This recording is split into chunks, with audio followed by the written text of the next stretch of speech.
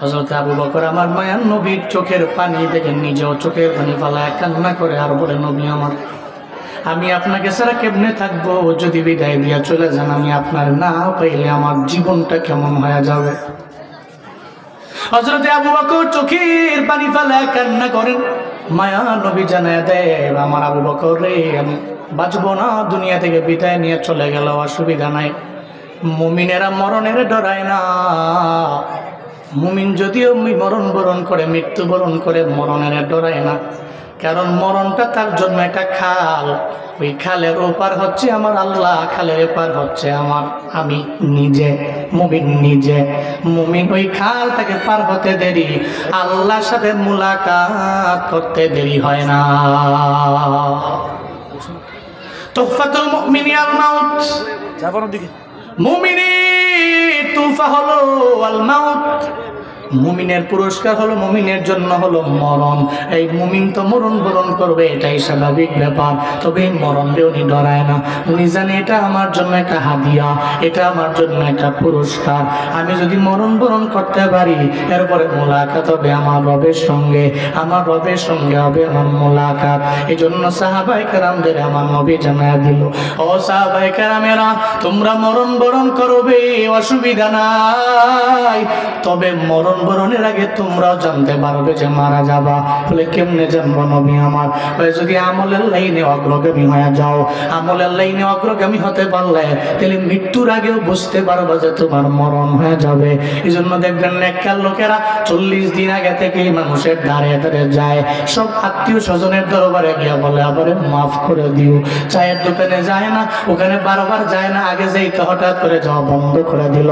ওখানে যায় বলে, হাই আমার প্রতিবেশীরা, আমারে মাফ করে দিও, আমার কথায় ভুল হয়ে গেলে আমারে ক্ষমা করে দিও, মনে হয় দুনিয়ার মধ্যে আমি বাঁচবো না। এর মানে বোঝা গেল, আপনি নেককার হন, বদকার হন, যাই হন না কেন, আপনি পয়গাম্বর, পয়গাম্বররাও যদি মারা যেতে পারে, এর মানে আপনিও মারা যাবেন। সাহাবায়ে কেরামরাও চলে গেল। আল্লাহ কয়, বান্দা তোমার মরণ নিশ্চিত, তবে কোন জায়গায় হবে, কিভাবে হবে তোমার জানা নাই।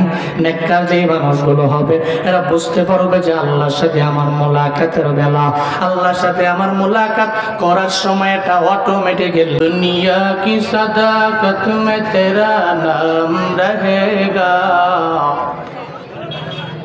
दुनिया की सदाकत में तेरा नाम रहेगा, सिद्दीक तेरा नाम से इस्लाम रहेगा, सिद्दीक तेरा नाम से इस्लाम रहेगा, दुनिया की अदालत में तेरा नाम रहेगा, दुनिया की अदालत में तेरा नाम रहेगा, फारूक तेरा नाम से इस्लाम रहेगा, फारूक तेरा नाम से इस्लाम रहेगा, दुनिया की शुजाअत में तेरा नाम रहेगा, दुनिया की शुजाअत में तेरा नाम रहेगा, हैदर तेरा नाम से इस्लाम रहेगा, हैदर तेरा नाम से इस्लाम रहेगा।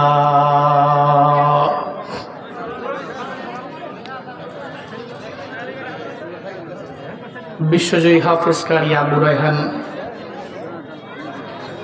এর সুনামধন্য উস্তাদ,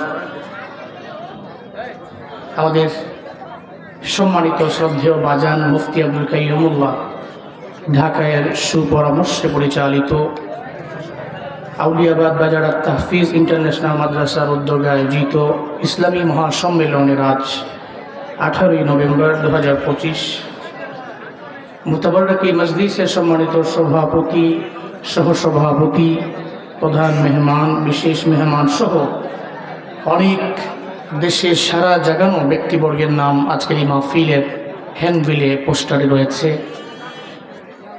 দিনই আলোচনা শোনাবেন আপনাদেরকে অনেকেই, পবিত্র কালামুল্লাহ শরীফ থেকে আপনাদেরকে তিলাওয়াত করে শোনাবেন বিশ্বজয়ী কারি আবু রায়হান সহ হাফেজ কারি রিফাত বিন আব্দুর রশিদ, বাদ আল শাহ হযরত মাওলানা সোয়াইব আহমদ আশরাফি হাফিজাহুল্লাহ তাআলা আপনাদেরকে বয়ান শোনাবেন। বাজান তো আছেনই, প্রোগ্রামটা ওনার নিজেরই। উনি আমাকে ফোন দিয়ে বলেছে এই প্রোগ্রামটা আমারই। আমার লাস্ট প্রোগ্রামটা হচ্ছে সিরাজগঞ্জের এনায়েতপুরে। ঠিক আছে, তাহলে তো বাদ আল মাগরিব এখান থেকে করে ওখানে যাওয়া যায়। সবচেয়ে বড় বিষয় হলো বাজান বলছে, কথা রাখলাম আর কি। এটা একটা ভালোবাসার বহিঃপ্রকাশ। আমাদের এই ভালোবাসা জান্নাতে যাওয়ার কারণ হোক, সকলে পড়েন আমিন। ভাইস বাদ আল মাগরিব এবং মাগরিবের টাইম এই পৃথিবীতে সবচেয়ে দিনের মধ্যে ব্যস্ততম এক সময়। দেখবেন প্রত্যেকটা বাজারে থাকে জ্যাম, প্রত্যেকটা চায়ের দোকান থাকে খুব জমজমাট মাগরিবের সময়। কিন্তু কিছু গুটি কয়েক সংখ্যক লোক আপনারা বাদ আল মাগরিবি কিছু দিনই আলোচনা শোনার লক্ষ্যে আপনাদের ব্যস্ততম সময় নষ্ট করে এখানে বসে আছেন। যারা এই মাহফিলের আয়োজন করেছেন প্রত্যেকের জন্য শুরুতে একটু দোয়া করি, এরপরে রবের প্রশংসা করেই শুরু করি আমরা। যারা এই মাহফিলের আয়োজন করেছেন আল্লাহ প্রত্যেককে দুনিয়া এবং আখিরাত উভয় জাহানে কল্যাণকামীদের অন্তর্ভুক্ত বানিয়ে দেন। সকলেই পড়েন আমিন। আল্লাহ এই মাহফিলকে ওসিলা করে অত্র মাদ্রাসাকে আল্লাহ পাক কবুল করেন। আত-তাহফিজ ইন্টারন্যাশনাল মাদ্রাসা আউলিয়াবাদ বাজারের অন্তর্ভুক্ত এই মাদ্রাসা আল্লাহ পাক দ্বীনের মার্কাজ বানিয়ে দেন। সকলেই পড়েন আমিন। আমরা শুরুতেই যে আল্লাহ পাক তৌফিক দিচ্ছেন কথা বলার এবং কথা শোনার, ওই আল্লাহর প্রশংসা করি। সকলে চিল্লায় একবার করে পড়ি আলহামদুলিল্লাহ। আমার সাথে পড়ুন রব্বানা লাকাল হামদ হামদান কাসীরান তাইয়িবান মুবারাকান ফি ইয়া রাব্বি লাকাল হামদু কামা ইয়ানবাগি লিজালালি ওয়াজহিকা ওয়া আযীমি সুলতানিক লাকাল হামদু বিল কুরআন লাকাল হামদু বিল ইসলাম লাকাল হামদু বিল ঈমান। আমরা প্রশংসা করলাম কার? মৃত্যু পর্যন্ত আল্লাহ চলবে, বলি ইনশাআল্লাহ। আল্লাহ পাক তৌফিক দান করেন। আমি খুতবায় সূরাতুল মুলক এর 2টি আয়াতে কারিমা তিলাওয়াত করেছি। বড় দামি সূরা, বরকতপূর্ণ সূরা সূরাতুল মুলক। সূরাতুল মুলক পাঠককারী যে ব্যক্তি পাঠ করে এ ব্যক্তির দাম আছে। পবিত্র কালামুল্লাহ শরীফ যে তিলাওয়াত করে এ ব্যক্তির দাম তো রবের দরবারে অনেক অনেক অনেক বেশি। যেই ব্যক্তি পাঠ করবে, যেই স্থান থেকে পাঠ করবে, যেই সুর দিয়েই পাঠ করবে, যেভাবেই পাঠ করবে, তার দাম আছে না নেই? আচ্ছা, সূরাতুল মুলক তো কিছু থাকে খুবই স্পেশাল। পবিত্র কালামুল্লাহ মাজিদের সূরাতুল ইয়াসিন, সূরাতুর রহমান, সূরাতুল ওয়াকিয়া, সূরাতুল মুলক, এই সমস্ত সূরাগুলো তুলনামূলক আরও বেশি দামি সূরা এবং ফজিলতপূর্ণ সূরা। কেউ যদি সূরা মুলক নিয়মিত পাঠ করে, নিয়মিত সূরা মুলক যে নিয়মিত পাঠ করে, হাসরের ময়দানে এই সূরা মুলক বান্দাকে জাহান্নাম থেকে ফিরাইয়া জান্নাতে নিয়ে যাবে। সুবহানাল্লাহ জোরে পড়বেন না? আপনার অল্প সংখ্যক লোক তো একটা আওয়াজ করে বলতে হবে। সূরা মুলক জাহান্নাম থেকে ফিরাইয়া বান্দাকে কই নিয়ে যাবে? জান্নাতে নিয়ে যাবে। এমন এক দামি সূরা বান্দারে জাহান্নাম থেকে ফিরাইয়া জান্নাতে নিয়ে যায়। সূরাতুল মুলক এত পরিমাণে এক দামি সূরার নাম রে বাপ। দুনিয়াতে মানুষ বাঁচার জন্য উকিল ধরে, যেই বান্দা জালেম ও দেখবে উকিল ধরে, উকিল তার জুলুমটারে দেখবেন এই জুলুমটা যে সে করলো এটাকেও মিথ্যা প্রমাণ করার জন্য উকিল ট্রাই করে। দুনিয়াতে মানুষ বাঁচার জন্য উকিল ধরে, উকিল উকিলের কাজটা কি দেখবেন? উকিল বলে এই মানুষটা অন্যায়কারী আর পরে অন্যায়ের পক্ষে নেওয়ার জন্য বারবার তার সাফাই গায়, গুণগান গায়।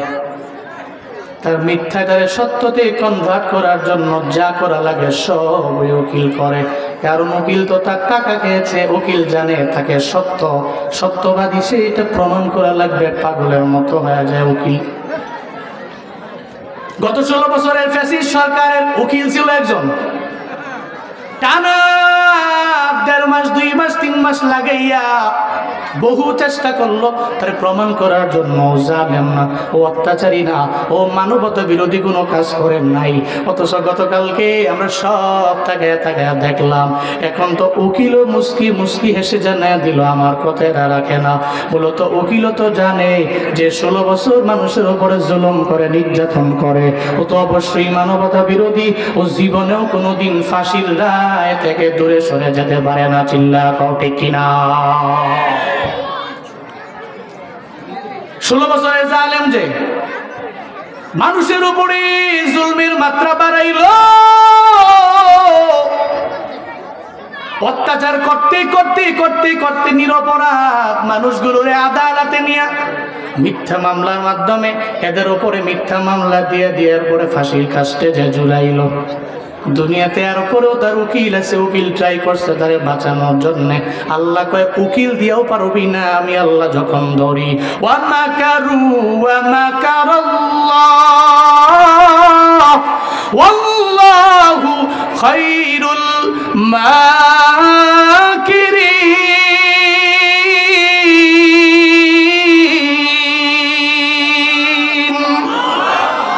আল্লাহ পাক বলেন তুই চক্রান্ত করেছ, আমি আল্লাহ এমন পরিকল্পনা করব, ও বান্দা তোর চক্রান্ত যত বড় হবে আমি রবের পরিকল্পনা এর চাইতেও বড়। তুই জীবনও কোনোদিন চক্রান্ত করে আমি আল্লাহর সাথে পারবি না।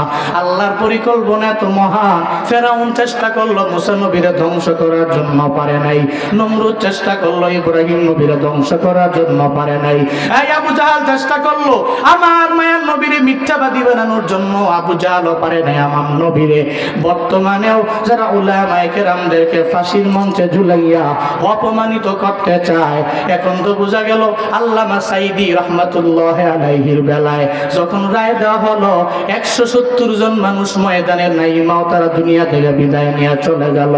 এখন ফ্যাসিস্টের রায় হয়ে গেল, দেখো একটারেও রোডে ঘাটেও পাওয়া যায় না, ঠিক কিনা? আল্লাহ কয় আল্লাহর পরিকল্পনা বড়, আল্লাহর পরিকল্পনা এত মহান, যেই পরিকল্পনার সাথে দুনিয়ার মানুষ চক্রান্ত করে জীবনেও কোনোদিন পেরে উঠবে না। কারণ পরিকল্পনা কার? জোরে বলেন, পরিকল্পনা কার? দুনিয়ার মানুষ চক্রান্ত করবে কিন্তু পরিকল্পনা তো করে আল্লাহ। যেই পরিকল্পনার সাথে পৃথিবীর সমস্ত মানুষের চক্রান্ত ফার্স্ট না ফেল? অবশ্যই ফেল। ওমাকারু, তারা চক্রান্ত করেছে, ওমাকার আল্লাহ, আর আল্লাহ পরিকল্পনা করেছে। আল্লাহু খায়রুল মাকিরিন, ওনার চাইতে পরিকল্পনাকারী এই পৃথিবীতে উত্তম পরিকল্পনাকারী কে আর হতে পারে? আল্লাহই তো সর্বোত্তম পরিকল্পনাকারী। চিল্লায় পড়েন আল্লাহু আকবার। আল্লাহ সর্বোত্তম পরিকল্পনাকারী। যারা মানুষের উপর জুলুম করে, নির্যাতন করে, মানুষকে হয়রানি করে, মানুষের বাড়ি গাড়ির উপরে হামলা করে, মানুষকে মানুষের মতো মনে করে না, এদেরকে পশুর মতো মনে করে, একটা পাখির মতো মনে করে, যারা আল্লাহ পাক এদের ধরে, তবে আল্লাহর পরিকল্পনা দিয়ে আল্লাহ ধরে। মিথ্যা মামলায় ফাঁসি দিলি সোনার মানুষগুলো রে, মিথ্যা মামলায় ফাঁসি দিলি সোনার মানুষগুলো রে, মিথ্যা মামলায় ফাঁসি দিলি সোনার মানুষগুলো রে। তোর মতো ডাইনি সেজে মায়া নাই তার অন্তরে, ঠিক কিনা?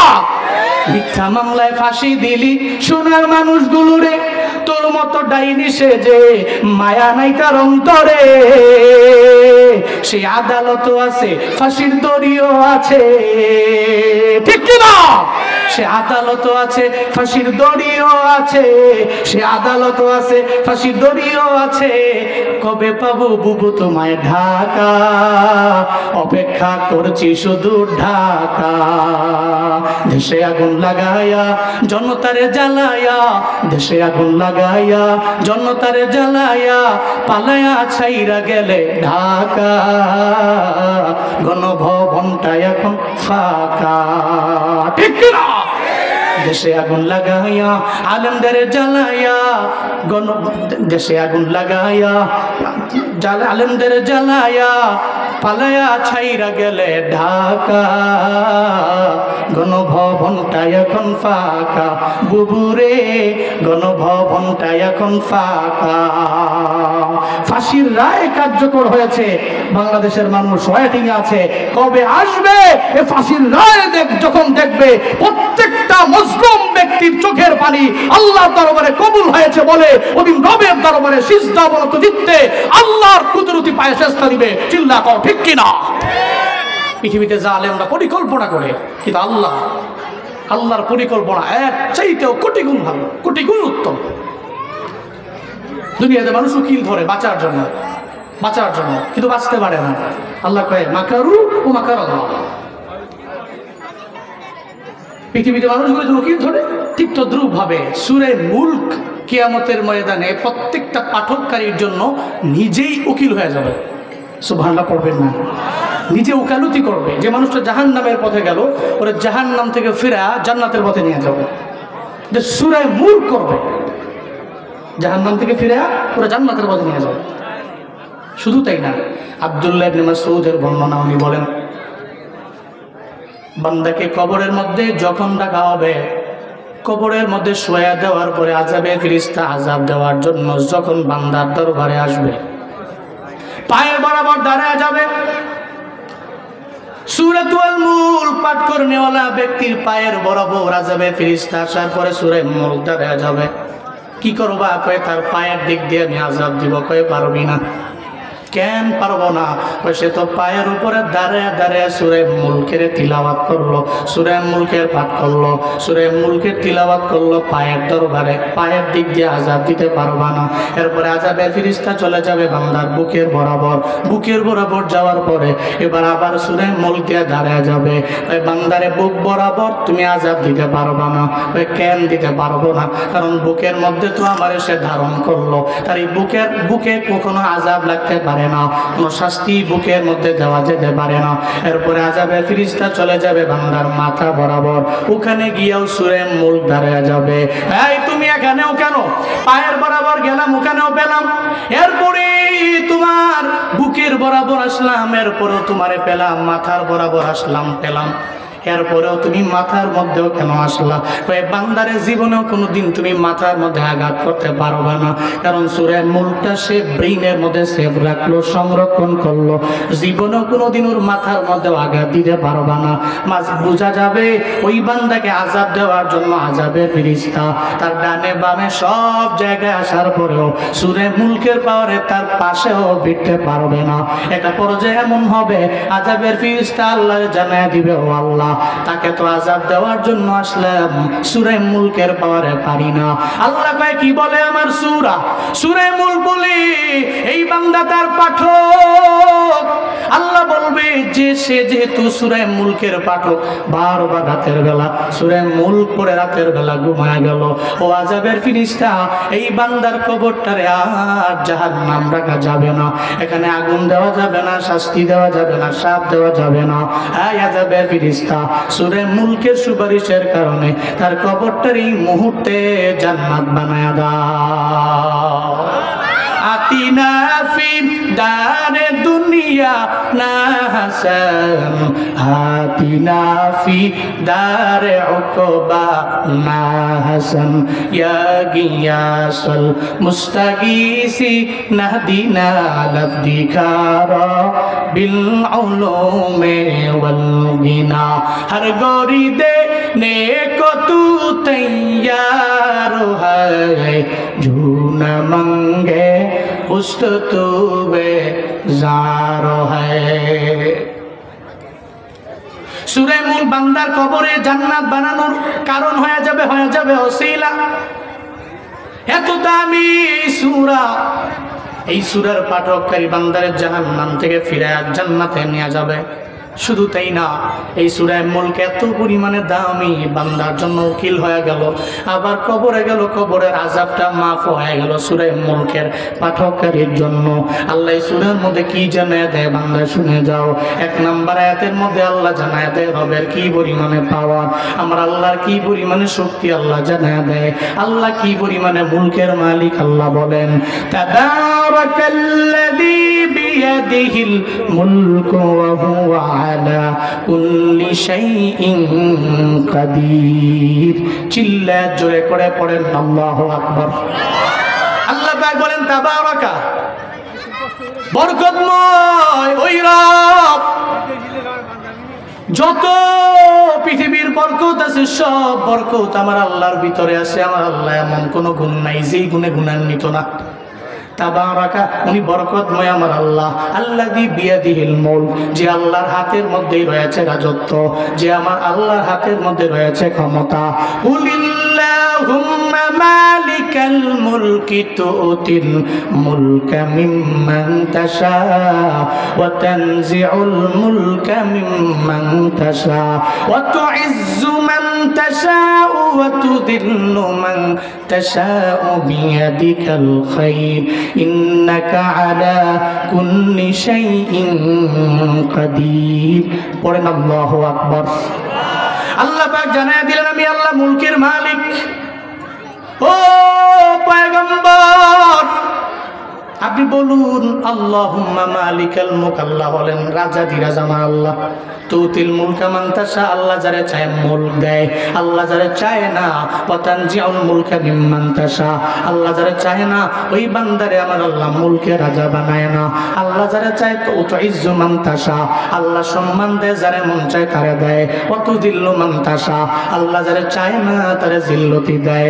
বিয়াদিকাল খায়র, সব কিছুর উত্তমতা আমার আল্লাহর হাতে। সর্বময় ক্ষমতার মালিক একজন, চিল্লা বলেন তার নাম। আল্লাহ হলেন সর্বময় ক্ষমতার মালিক। আল্লাহ বলেন বরকতময় ওই রব, ইন্নাকা আলা কুল্লি শাইইন কাদির। সব ক্ষমতা আমি আল্লাহর হাতে। দুনিয়ার কোনো বান্দারে সব ক্ষমতার মালিক আমি আল্লাহ বানাই নাই। এই সূরা মুলকের প্রথম আয়াতে আল্লাহ জানায় দিলেন রবের মুলকের কথা। এরপরে দ্বিতীয় নম্বর আয়াতের মধ্যে আল্লাহ পাক বলেন আল্লাযী খালাকাল মাউতা ওয়াল হায়াতা লিয়াবলুয়াকুম আইয়ুকুম আহসানু আমালা ওয়া হুয়াল আজিজুল গফুর। চিল্লায়ে পড়েন আল্লাহু আকবার। আল্লাহ প্রথম নম্বর আয়াতে পরিচয় দিলেন আমি হলাম মালিকুল মুলক। দ্বিতীয় নম্বর আয়াতে আল্লাহ পরিচয় দিলেন আল্লাযী খালাকাল মাউতা ওয়াল হায়াত, আল্লাহ তো উনি যিনি বানাইলেন মরণ, আল্লাহ তো উনি যিনি বানাইলেন জীবন। আল্লাহ বলেন আগে বানাইলাম জীবন মরণ, এরপরে বানাইলাম জীবন। খালাকাল মাউতা ওয়াল হায়াত, আল্লাহ কয় আগে মরণ বানাইলাম এরপরে জীবন বানাইলাম। এর মানে ছিলাম মৃত্যু, আল্লাহ এরপরে আমাদের জীবন দিয়া দিলেন। আমার বাবার এক ফোঁটা নাপাক পানি থেকে আল্লাহ আমারে আবার আপনারে বানাইলেন। আল্লাহ পাক বলেন কাইফা তাকফুরুনা বিল্লাহি ওয়া কুনতুম আমওয়াতান ফাআহইয়াকুম সুম্মা ইউমীতুকুম সুম্মা ইউহয়ীকুম সুম্মা ইলাইহি তুরজাউন। আল্লাহ পাক বলেন বান্দারে কাইফা তাকফুরুন, কিভাবে অস্বীকার করো আমি আল্লাহকে। কেমনে তুমি কুফরি করো আমি আল্লাহর সাথে, কেমনে তুমি অস্বীকার করো আমি আল্লাহরে। অকুনতুম আমওয়াতা, বরং তোমরা তো ছিলে মৃত। ফাহিয়াকুম, এরপরে আমি আল্লাহ তোমাদের জীবিত করলাম। সুম্মা ইউমীতুকুম, এরপরে আবার তোমরা মরণ বরণ করবে। আবার তো আমি আল্লাহর দরবারে তোমার চলে আসা লাগবে। ওয়া ইলাইহিন নুশুর, দুনিয়াতে এমন কোনো বান্দা নাই যে বলতে পারবে আমার মরণের পরে আমার আল্লাহ আমারে বানাইতে পারবে না। আবার পুনরায় বডি স্ট্রাকচার আমারে দিতে পারবে না আমার আল্লাহ। আল্লাহর তো সেই পাওয়ার আছে রে বাবা। ইন্নামা আমরুহু ইযা আরাদা আরাদা শাইআ আইয়াকুলা লাহু কুন ফায়াকুন ফাসুবহানাল্লাযী বিয়াদিহি মালাকুতু কুল্লি শাইইন ওয়া ইলাইহি তুরজাউন।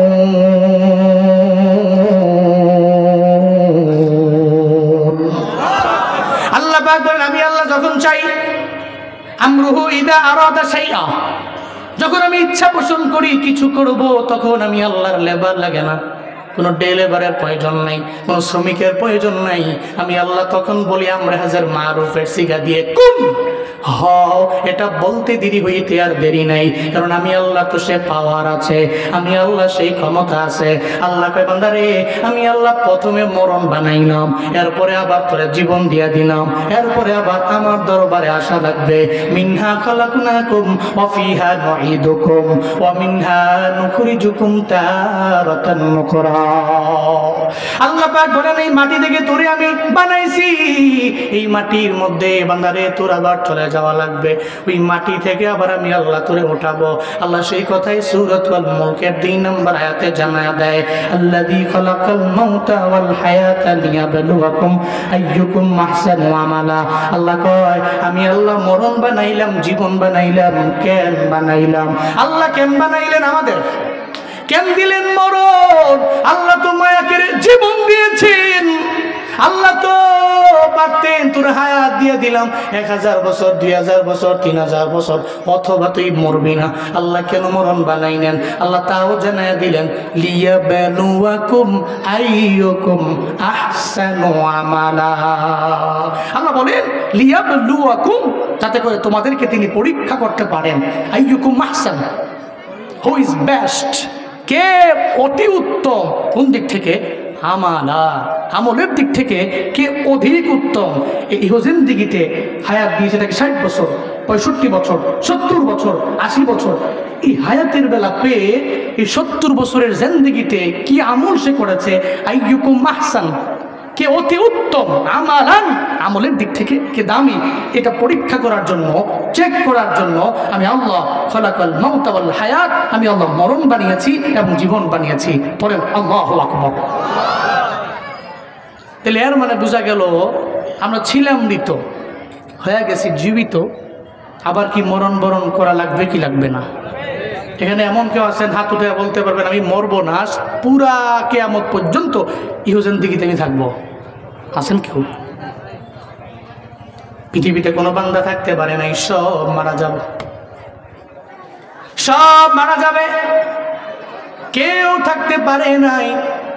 আদম নবী চলে গেলেন, যিনি আমাদের ছিলেন না আদি পিতা, উনিও চলে গেলেন। ইদ্রিস পয়গম্বর চলে গেলেন, মুসা নবী চলে গেলেন। শুধু তাই না রে বাবা, যেই নবীরে না বানাইলে আল্লাহ দুনিয়ার কিছু বানাইতেন না।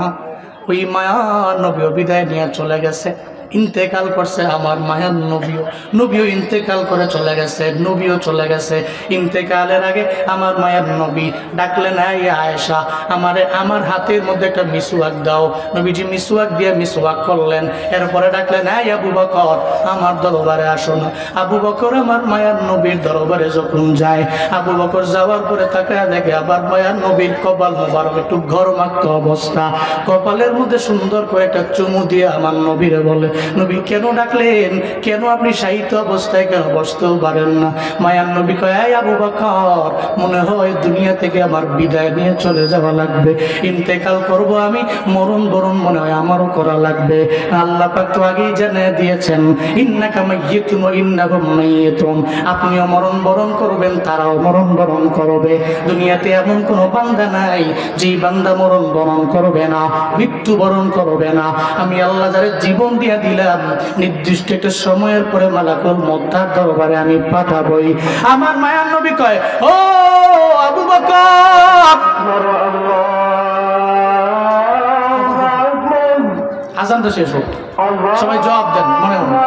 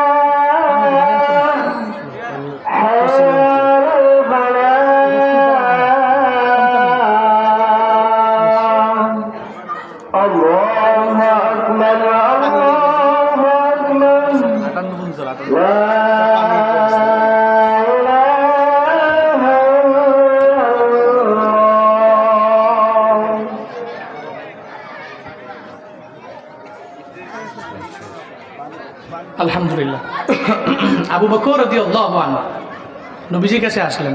নবীজির কপাল মোবারক ঘেমে ছিল, গরমাক্ত অবস্থায় ছিল। তা আবু বকর এসে নবীজিকে বলছেন, কপালে একটু চুমু দিয়ে বলতেছেন, পয়গম্বর আপনি তো আমাকে বলতেছেন আপনি বিদায় নেবেন, কিন্তু আপনাকে ছাড়া থাকবো কি করে আমি?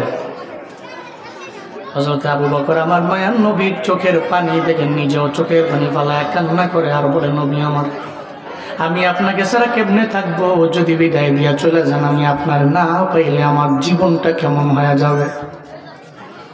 হযরত আবু বকর চোখের পানি ফালায় কান্না করেন।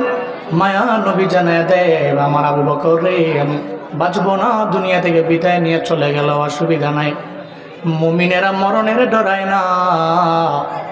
মুমিন যদিও মরণ বরণ করে, মৃত্যুবরণ করে, মরণের ডরায় না।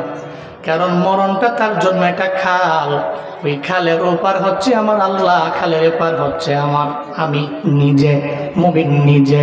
মুমিন ওই খালটাকে পার হতে দেরি, আল্লাহর সাথে মুলাকাত করতে দেরি হয় না।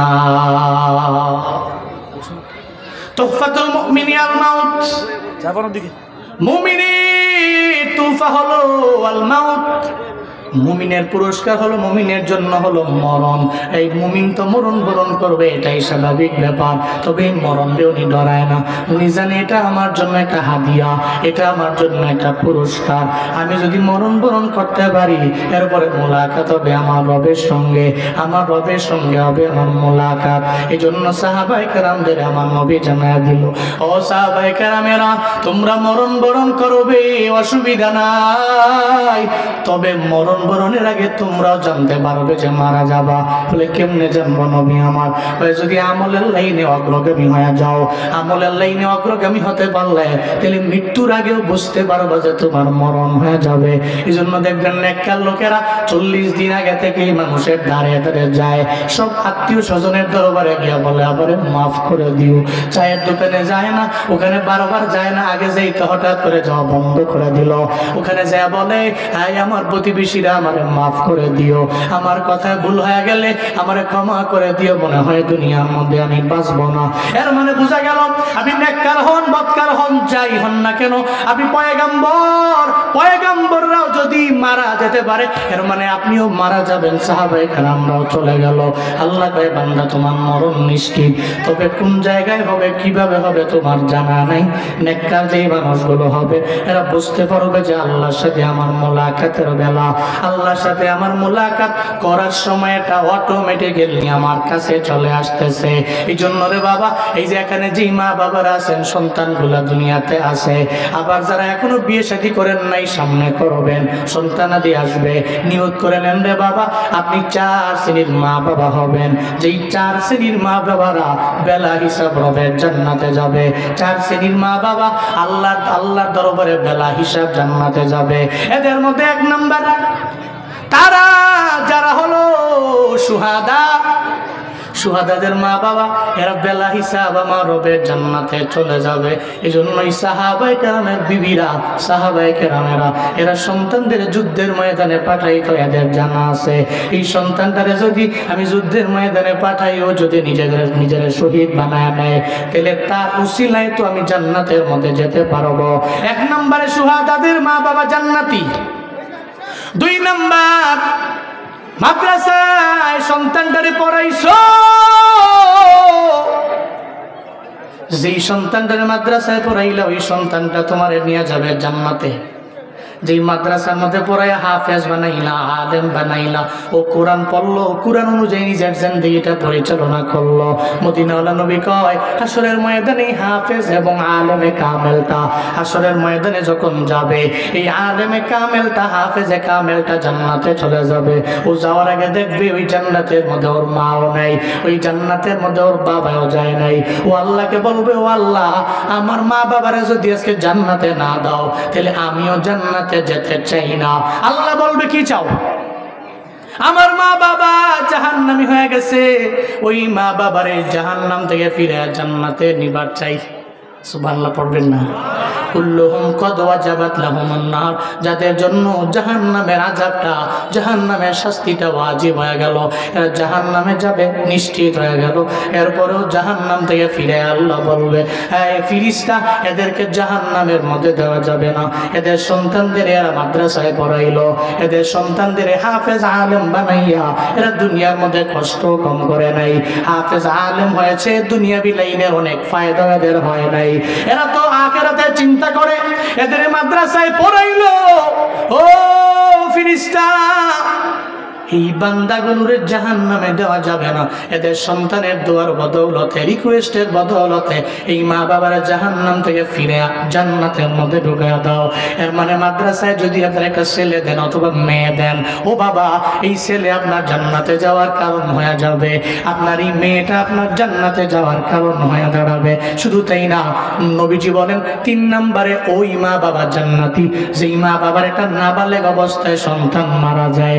নাবালেগ অবস্থায় মারা গেল, ও বালেগ হতে পারে নাই, ও মাত্র 1 বছরে মারা গেল, না হয় 2 বছরে মারা গেল, না হয় 5 মাসে মারা গেল, 6 মাসে মারা গেল।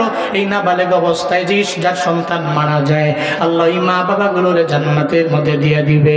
এই 4 নম্বরে যেই মা বাবার সন্তান একটা পাগল আছে, তবে ওই পাগলটা সে জন্ম থেকেই পাগল হয়ে গেল, ওই পাগল তো জান্নাতি, তার কোনো হিসাব নাই, তার হিসাবও লাগবে না। আসরের ময়দানে আল্লাহ পাগলে বলবে, এই পাগল তুই দুনিয়াতে কিছুই বুঝলা না, তুই তো এমন পাগল ছিলি, এই পাগল তুই তো অন্ধ ছিলি, অথবা পাগল ছিলি অথবা কানে শুনতি না, তুই আসমান দেখো নাই, জমিন দেখো নাই, কোনো গুনাহ নাই। এই অন্ধ মানুষ যারা এরাও তো জান্নাতি।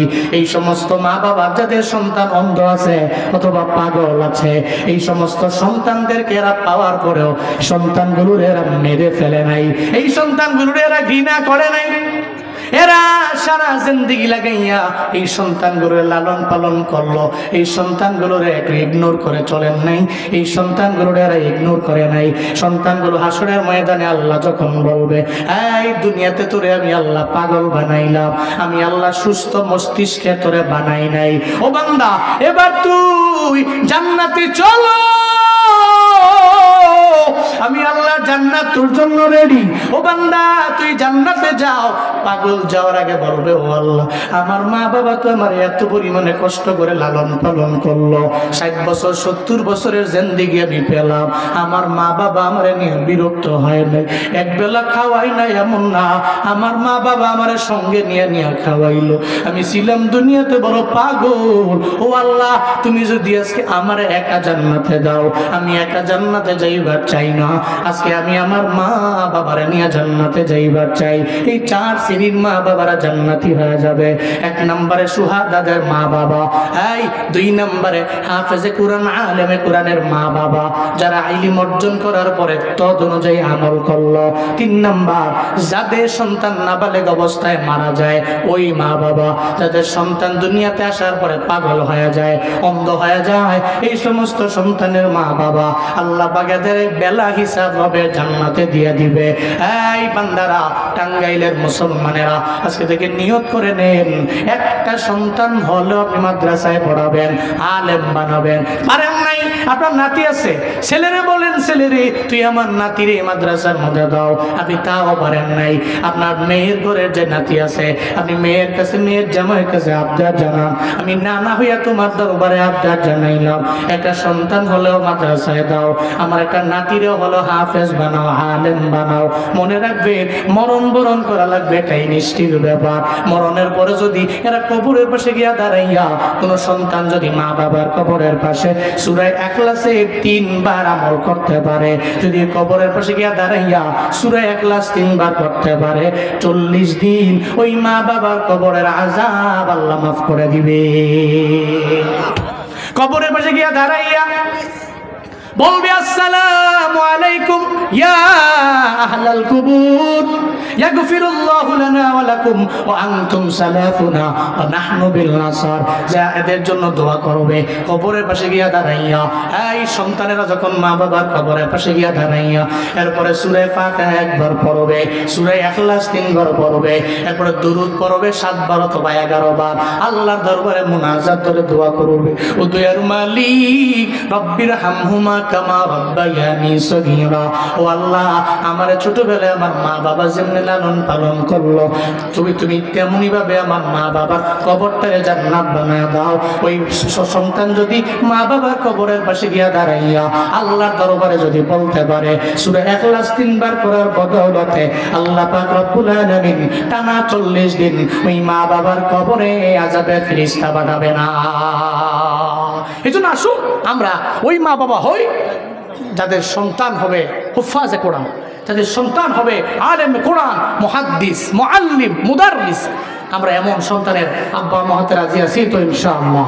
আমরা সুহাদাদের আব্বা মা যদি হতে পারছি না, নাবালেগ অবস্থায় কোনো সন্তান মারা যায়নি, অথবা কোনো সন্তান পাগল না, মানসিকভাবে বিকারগ্রস্ত নয়, অন্তত পক্ষে সন্তানগুলোকে তো হাফেজ আলেম বানিয়ে হাসরের ময়দানে যদি এরা জান্নাতে যায় তাহলে আমগুলোও সঙ্গে করে নিয়ে যাবে। আসুন আমরা আমাদের সময়গুলোকে, আমাদের লাইফটাকে এভাবেই চেঞ্জ করি, পরিবর্তন করি। আমরা একটা সন্তান হলেও মানুষের মতো মানুষ করে গড়ে তুলি। সর্বময় ক্ষমতার মালিক আল্লাহ, এই ঈমান নিয়ে অগ্রগামী হই। আল্লাহ পাক আমার জীবন দিয়েছেন, আমার মরণ হবে এটা কনফার্ম। মরণের কথা চিন্তা করে ইহজেন থেকে কিছু পুঁজি তৈরি করি। আল্লাহ আমাদের সবাইকে সূরাতুল মুলক বেশি বেশি পাঠ করে এর ভিতরে কি আছে নির্যাস বের করে, শিক্ষা বের করে আমল করার তৌফিক দান করেন। সকলেই পড়েন আমিন। এশার জামাত হবে, সবাই এশার নামাজে চলে যাবে।